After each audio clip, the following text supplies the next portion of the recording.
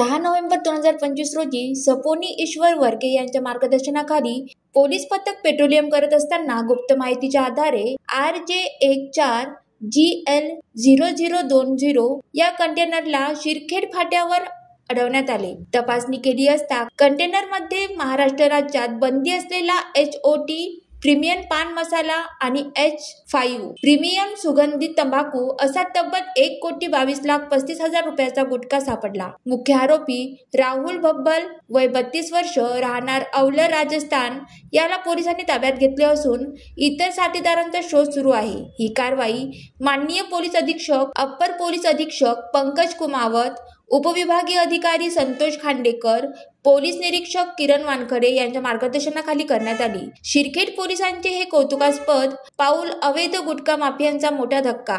Vidarbha city news, Amravati.